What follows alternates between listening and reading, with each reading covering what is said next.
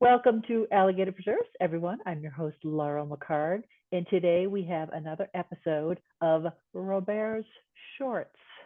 Welcome back, Robert Eisenberg, aka Robert. How are you doing today?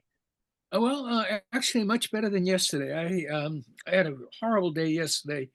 The dysautonomia decided it was going to say hello and not goodbye, and it was a very, very bad day. I everything felt horrible, All right, and so we're gonna talk a little bit about that before we get into the topic of why we write and why you, as an octogenarian author, why you write. But let's talk a little bit about this dysautonomia, which I've done a little research on myself. What have you found out about it?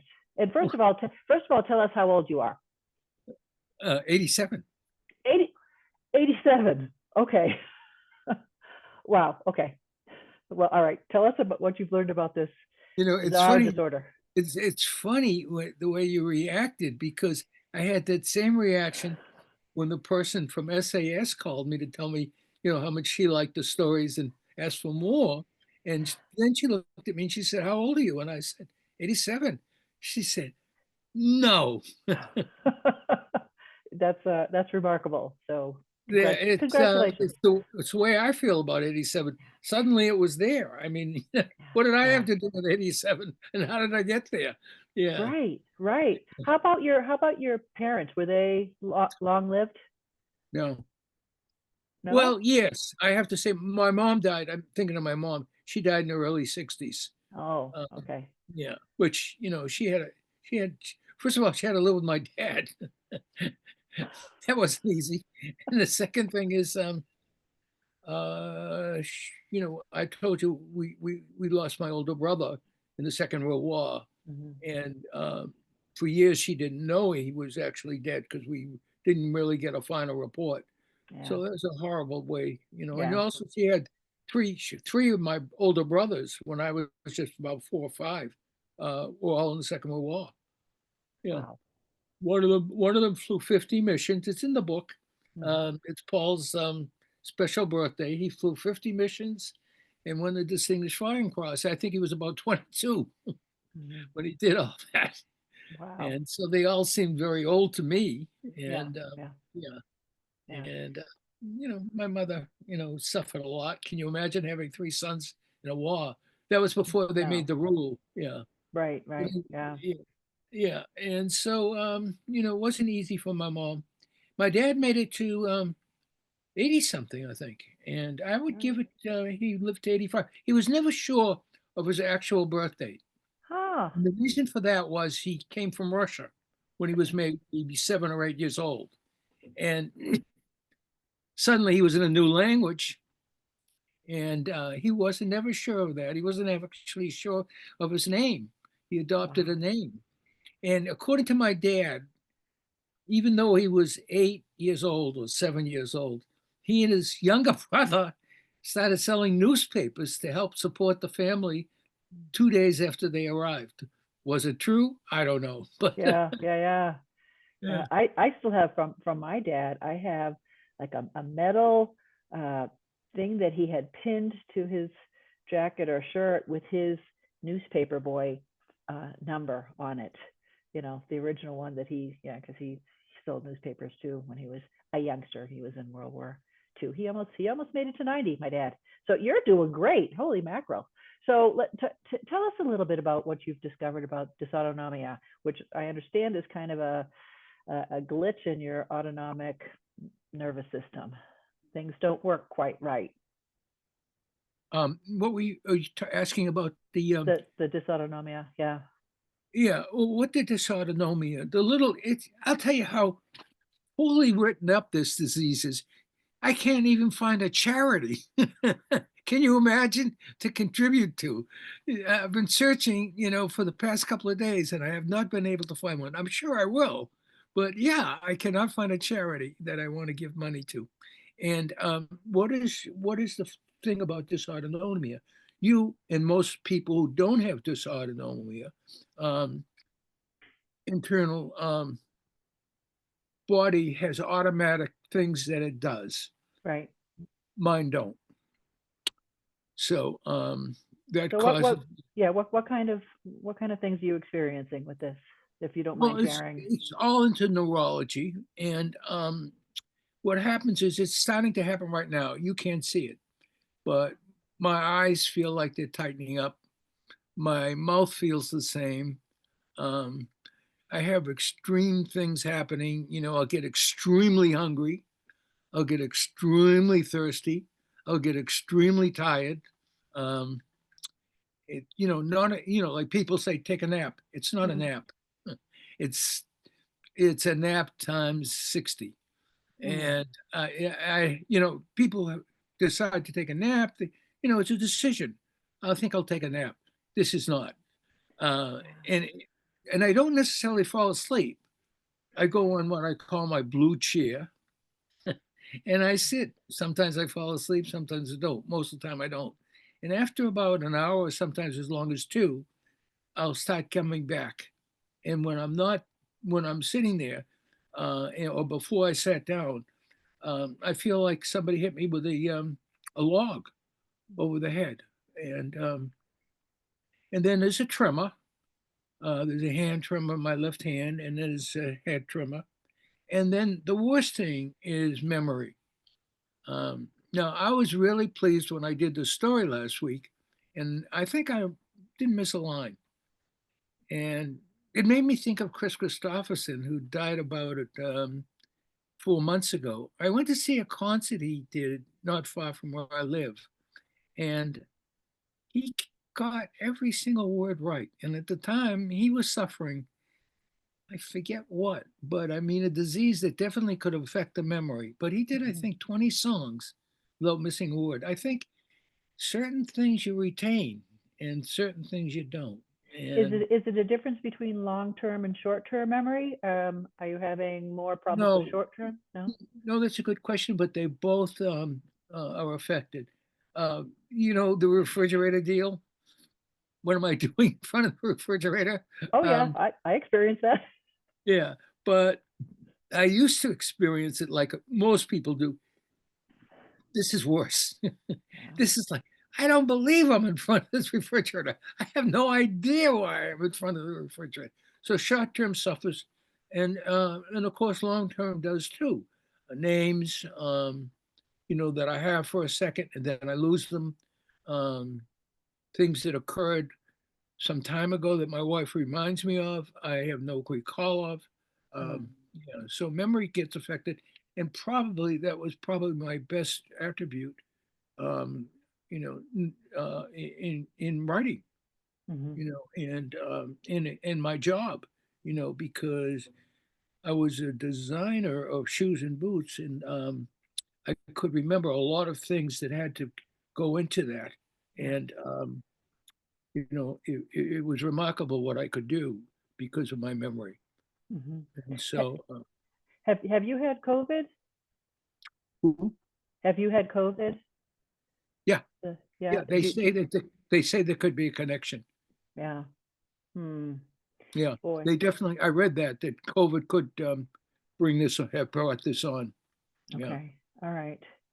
So you're looking for more information and you're trying to find treatment. yeah. I'm looking for Yeah. a place to contribute to.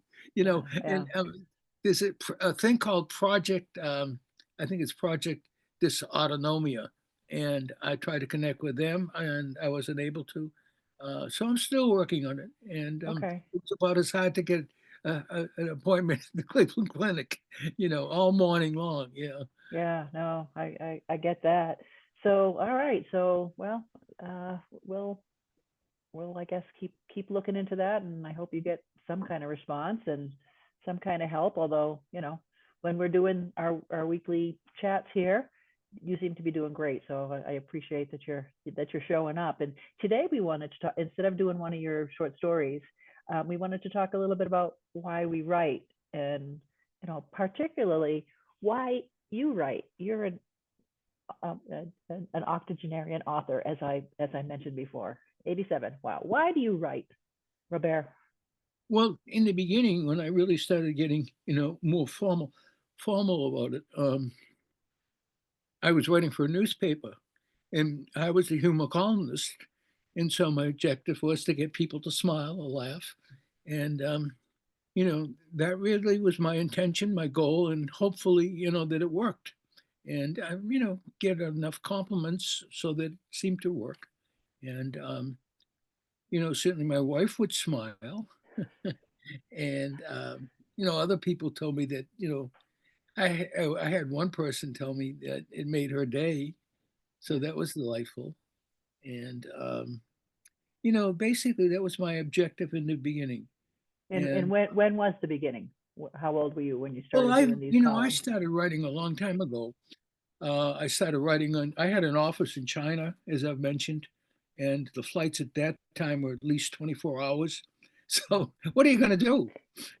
And I wrote, and the reason I wrote at that time was I belonged to a writers group. Okay. And yeah, and I belonged to a writers group that I think stayed as a writers group for over 24 years. And that's not easy with people, all getting along. And sometimes they didn't.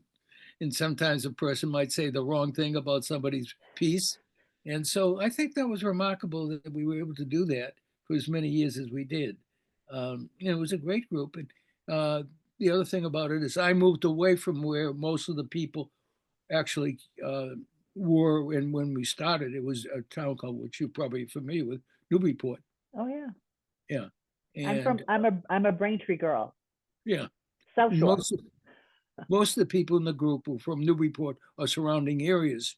And I moved to Lexington, which is 40 miles away, and we still kept it together. When it was my turn, they came down to Lexington, and yeah, so it was a great group, and there was some pretty good writers in there, aside from myself. And I enjoyed listening to what other people wrote and the comments about writing and the ideas about writing and the comments they made and the criticism, positive and negative, about what I wrote. So it was, a terrific thing to belong to for that many years. And I don't think many of us missed a meeting, no matter, Wow. yeah, no matter That how far. And I was traveling, at those days, I was traveling around the country with my product, and I was going to China to develop the product. I was the designer of the product. So, yeah, I still made it my business to get to probably 90% of the meetings in all the time. And so did everybody else. So, that was my objective in the beginning. And okay. then And when I so saw, let me jump in for a minute. And so talking about writing groups and why we write, I'm about to help with a celebration, a 30-year Pearl anniversary celebration for our local writing group, Central Colorado Writers. And this group now, since we have Zoom and we're able to have meetings like this, we have meetings every month, and sometimes they're in person, but oftentimes they're in Zoom because we have people now that are not just in Central Colorado, they're kind of all over the place. And we have a critique group as well. And it is, as you mentioned, it's remarkable to still have a group that respects one another's writing enough to be able to be honest about writing, to give, this is what we like about your writing, this is what we think could use some work. We never say this is what we don't like, but it's like, this is, maybe you could work on this. And there are always suggestions. And, the bottom line, as you have discovered, I'm sure, is that regardless of the input that you get, you as an author ultimately decide what you're going to do. But it's wonderful and important to be open to other people's suggestions, because we write for ourselves, but we also write for our readers. well, yeah, I think exactly right. I think, we write for people to read and enjoy and to feel comfortable with what we write. Um, basically, I think the word enjoy, um, it was very important to me. I wanted people to enjoy what I wrote.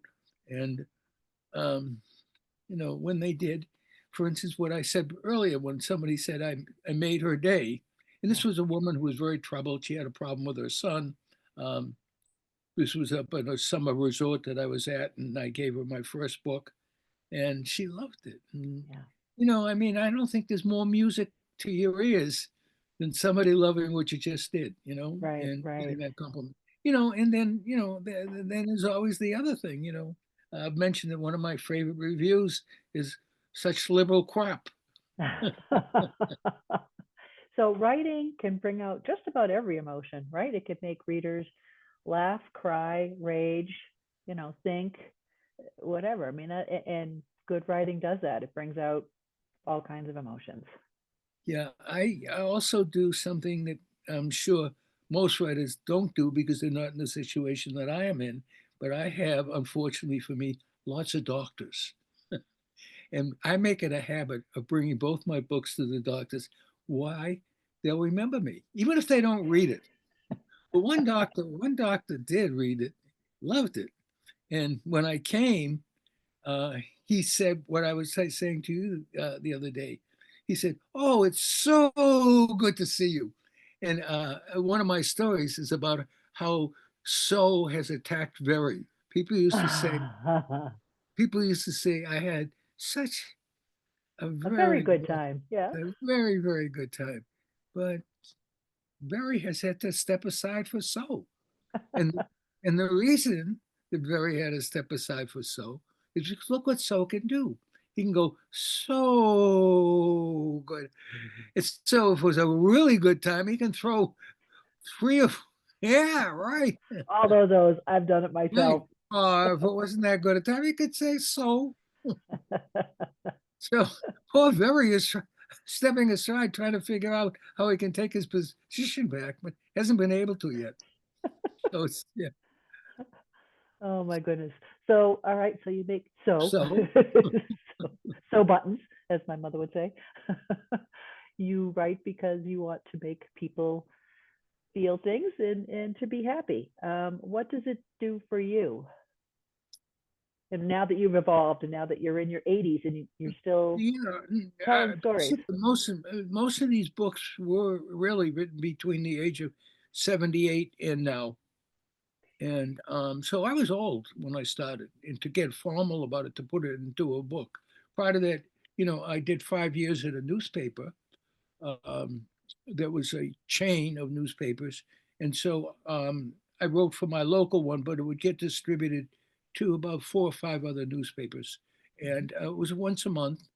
And I was the humor columnist, and I enjoyed it pretty much, except for the people who worked there at the newspaper, because I would ask the horrible question of when is it going to get published? Oh, Oh, so ambitious and arrogant, to ask when. Yeah.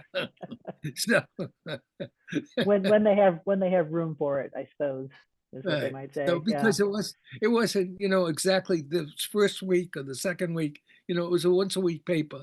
And so I would ask, which week. Oh, that's a question. Was So this a anyway, was this yeah, a you paid don't ask any questions. was So it I a was in pay trouble. was it I was was in it a trouble there just as much as I always was in my business. I was always saying the wrong thing at the wrong time to the wrong person. was it a paid gig? Did you get paid for your columns? No, No. no, All right. no. And that gave me a certain amount of freedom in that the stories were owned by me. Okay. And Rather how than- much editing was done? Yeah, none. None. Oh, that's No, great. no, they didn't do any. And All my right. wife sometimes did, but and she was an English major, um, and I was not, far from it. But and very rare. I was pretty good actually, as far as you know, my grammar and so forth. Uh, Brief stint at Latin school, maybe I don't know, but Mm-hmm. yeah, but yeah, no pay, but I owned the pieces. Whereas if they paid me, they would have owned them, and so it allowed me to really start my first book, which I think I published originally in 81, something like that. Yeah, All right. And tell our listeners which book that was. that was Why Men Are Suspicious of Yoga, and some very, very funny stories. Mm-hmm. And then about 3 years later, when I finished Wham Bam New York City in the roaring 60s, I decided to revise Why Men. And the reason I did is that it had been out there for, well, a couple of years. And I noted that, not everybody has the same sense of humor as I do, right? Imagine As a that. matter of fact, I think liberal crap said it all. So I decided to revise it. And what I simply did is I took 7 stories that were not funny and not intended to be funny. They were not written in any way to make people smile or laugh. They were written because they were important stories to me, for me. And one was about my brother that served the 50 missions, and I called it Paul's Special Birthday. And I thought he was a pretty remarkable guy, and in every way. And when he graduated from the Army or the Air Force, he went to MIT, and even his schooling had been cut short by joining the Air Force. Uh, and so he finished his college education at MIT, and he went on, to marry and have 4 kids, and be a good father and a good person. And so I thought it was important to write a story about him. And then there's a story about my mother-in-law. And unfortunately, she died before she made it to 99. And Wow. yeah, and she died before that revision got published. What she would do was she was in one of those places, one of those homes, Hmm. you know, Hmm. for elderly people. Yeah. And she did remarkably well there. She made a lot of friends. And she would take my books and pass them out. And they loved them. And that was the first book. That was before I revised it. And that was a big thrill for her because I'll tell you how much ownership she had. I said to her one time, the library is right down the hall and I could put my books in the library. She said, "You will not." She said, "I am going to decide who's going to read your books, not you." And not that was my mother-in-law. But the That's best thing, awesome. but the best thing about my mother-in-law and why I wanted to write a story about her is probably one of the greatest things I ever accomplished. And that is when we first started, me being a son-in-law and her being a mother-in-law, it was horrible. She had absolutely no use for me and I her. It was one of the worst relationships. Oh And it no. gradually, over many years, became one of the best relationships I ever had. And I would call her every night, and she would be so excited that I called. And, "I've been waiting for your call, Robert." And what story are you going to tell me tonight? And, she loved talking to me. And it was probably the most amazing thing that I had ever done to take something that couldn't have been worse. And so I was delighted to write that story. And before, she saw it, and it was a story about, it was called um, Father's Day with my mother-in-law. And it was a very, very typical day with my mother-in-law, what she would say. And yeah, so Why do you think you didn't hit it off in the early years? Were you just not good enough well, for her daughter? my mother-in-law was a very different person than she became. Um, Okay. yeah, um, How, very, how did that affect very, very, very your judgmental, okay. very sure of what they had was the right thing. Um, my wife told her that a brief description. I think my wife told her that I gambled, which I did, but in a very small way. I still do, but not much. And it's just something I have fun with. And so I think she saw me as a gambler or something, and she probably didn't like the business I was in, and with good reason, because it's a very difficult business, the shoe business. Um, and but And again having to travel and leave well, Esther. not only that, she knew people who had a really hard time in it. I was fortunate, and it's interesting that I was fortunate in it because I had no idea that I had an ability to design. I had never taken a class in it. Uh, I had never taken any kind of way of learning how to do it. But the very first boot I designed for a company that was just getting into the business that I had been in, they had 3 different designs they had come out with the year before. And my one boot sold more than all their boots put together. I sold 600,000 pair with my first design. What that gave me was a key word in writing and in life, and it gave me confidence. Okay. Yeah. How did you even decide I'm going to design boots? I mean, how Well, did that come because about? well, it's all in wham bam. Started that business in the bar, Robert's fairly famous roast beef sandwiches, and I got fired, and I was looking for a job, and I got a job for a boot company in New Jersey. I was in New York, and I sold the boots for about 4 years. But while I was selling them, I was learning. And the reason I was learning is I was selling a lot of small retailers, Okay. and they were 99% of them were owned by entrepreneurs who were on the floor selling. And they looked at me, I was a young guy, I was probably in my 20s, and they were going to tell me all kinds of things about what worked, what didn't work. And instead of the half an hour I spent with them, they'd give me an hour of, lessons of what I had to know about how to make people feel good about what they're wearing. And so it was a gift that, there was no way to pay for. It was just Yeah. marvelous. And so uh, they heard about me and that this company in New Hampshire that I had done well selling, and so they wanted me to come to work for them because they were going to make a similar product. And so I did. I actually went to work for them for less money. Huh. And the reason I did that is because the person I was working for was one of the most stubborn people I ever met in my life. And when I would come up with an idea, it'd go like this, So I never was able to give him any ideas or, so it was a very difficult time for me, even though I was doing pretty well at selling. I was Mhm. doing a horrible time as far as putting any ideas into the product. And so that really made me feel, that I wasn't really accomplishing what I wanted to. So this company in New Hampshire heard about me, and that's how I designed my first boot.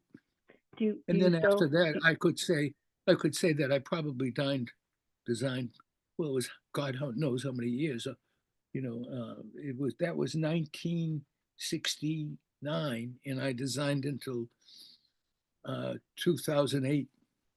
So I would say I probably designed over 100 products. do you still have your are they sketches or your Uh, design? I have No. a couple of my products. Um, I had 7 patents, but I don't have any of those anymore because I sold my business and the patents went with them. And unfortunately, the people who bought the business bought it in 2008 when, yeah, Yeah. Yeah. yeah, when everything went down. Right. And so they ended up being taken over by the government. And so Ah, the patents went with the government. okay. Yeah. All right. Yeah. So As a back to matter of fact, writing.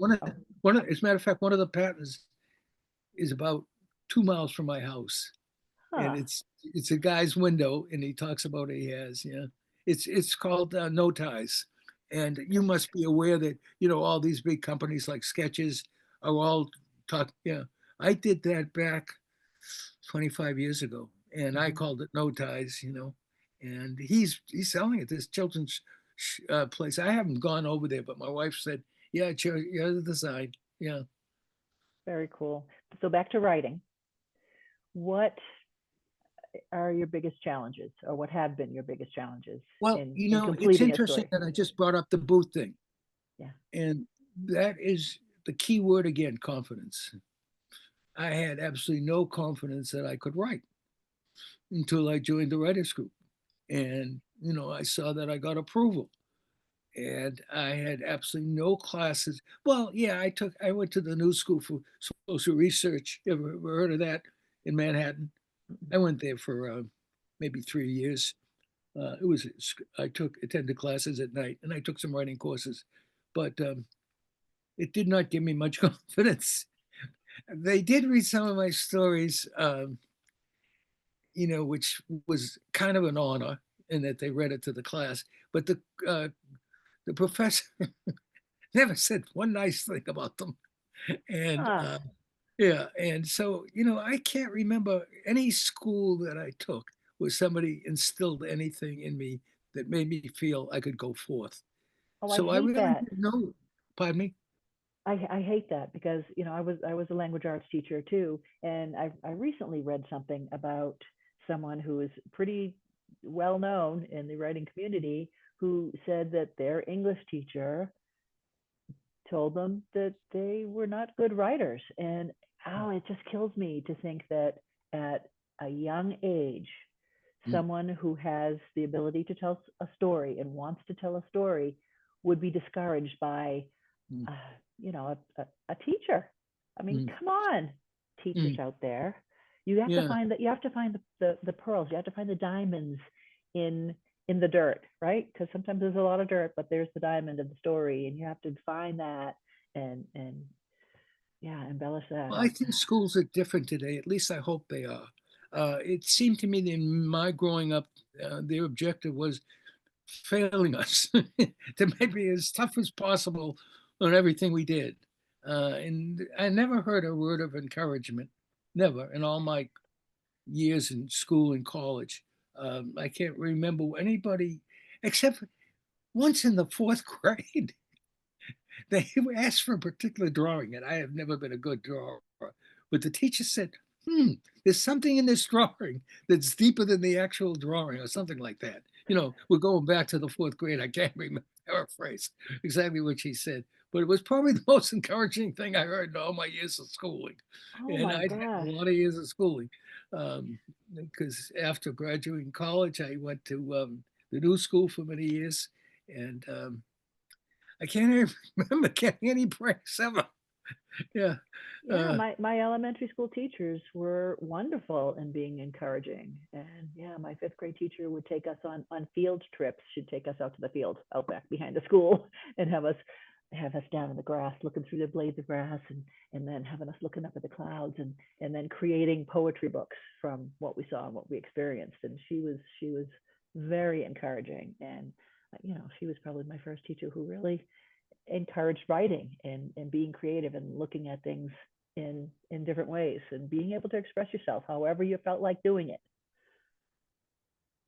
well, that was a gift. Yeah, that was a wonderful gift. And you know what I'd like to say to our audience Yes. is look at my age, and uh, 87. and you have to not give up. You have to try to do whatever you feel comfortable with, and take it to wherever you can. Take it listening to two books, and although Laurel doesn't think so. I think a lot of them have been sold in the past few weeks, and that's very encouraging. And if it's all true, it's more than encouraging. Yeah. So We'll talk about that offline after we finish yeah, here. but But Laurel, I'm talking about confidence and encouragement. yeah. Basically, I can't think of anything more important, because without the confidence, nothing gets done. And basically, that had a lot of reasons why I wrote these books, because um, I felt enough confidence to do it. In that the writers group and all the various things I had tried, uh, yeah, I can do it. I went over to the newspaper and I said, I'd like a job. And they said, doing what? I said, well, I would like to write a humor column. And they hired me, of course, why not? I'm not going to pay them. But Yeah. So which came first, the writing of your short stories or the performing of them on stage? it was pretty simultaneous. Um, I started writing them, and the Brother Blue experience I told you about, that after I took that class over in Brattle Street in Cambridge, Mhm. um, and the class was telling stories. Mhm.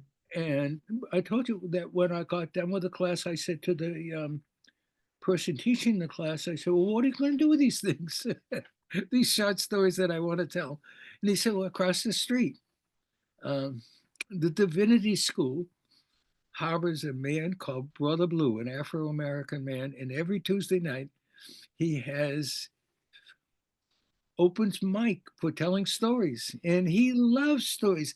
He said things like, "You're speaking to God," he said if nobody else is in the room, you're speaking and you're telling your story and you're telling the story to God and how important it is to tell that story. So I went over there shaking and introduced myself as Robert, and he very quietly, and he said, "From now on, your name is Robert," and I became Robert in the storytelling world, and you know, very competitive because there were a lot of really amazing storytellers in there, and still are, and they're still meeting on Tuesday night. I forget how many years later, maybe 60, something. They announce every Tuesday how many years it's been, but it's been many years. Because Brother Blue, that's what he did. He walked around telling stories, and I don't know how he made a living. I don't think he did, but his wife worked at Radcliffe. His wife Ruth, and she Wow. worked at Radcliffe, and I guess that's how they sustained their life. But Okay. they still talk about Brother Blue at this thing on Tuesday night. Um, they call it Story Space, and I've been going a few times. Esther and I went this week, and I told a story. I told this story. This old house. Yeah. Yeah, I wonder if they have a website. Story Space. Yeah, you can Yeah. find it. I can send it Okay. to you. All Yeah. righty. I will find it. So to wrap this up, are you writing and performing any news stories? Well, What's in the works? I don't know. The dysautonomia is a tough foe, Yeah. and makes me very tired, or she makes me very tired, whatever, Yeah. Yeah. whatever they are. And I have not been able to really write anything new. I'm thinking of, we have a thing in town. It's a magazine, and it's for only old people to write poems or stories or contribute something. And I've been published there maybe 6 or 7 times, and I'm thinking of putting in one of my stories again, um, but I haven't What's gotten to it what's the because I name of lose that? a What's the lot. name of that magazine? Uh, Um, if you can uh, remember it, or I'll send it send to it to me. you. Yeah, Yeah, send it to me. Yeah. Okay. the All right. memory again. Yeah. Yeah. Yeah. No, I get it. No. Well, Robert Eisenberg. Next week, we're going to do one of your shorts. You're going to Yes. tell a story, one of your short Yeah, I'll do stories. brothers next week. You'll do brothers next week. All right. Until then, keep doing your research. Think about anything new that you haven't written about already. And listeners out there, you can find links with photos and show I notes. may write something about dysautonomia. Um, Okay. yeah, All right. I'm trying to figure out, how I can be supportive of Of the a community. disease Yeah. that nobody Yeah. ever heard of. Yeah. Yeah. Yet 70 million people have it. All right. And, I'd like to see if I could do some good as far as getting some attention drawn to it so that, see, so that they can raise money and, do some good things. What are Yeah. we going to do with this piece? Should we put it out there or? I'm going to put it out there, and listeners out there, you can find links to what we talked about below. Please hit that thumbs up button, that like, and please subscribe if you haven't, and share this with people that you think might be interested in it. And each week, I'm going to be visiting with Robert, and he's going to tell us new short stories. So, Robert, until next week, and we'll talk a little bit offline after this. But Let until me next ask week, you before yeah, we go, yeah. before we depart, you think it's a good idea that my age is out there? Well, your age is out there, absolutely.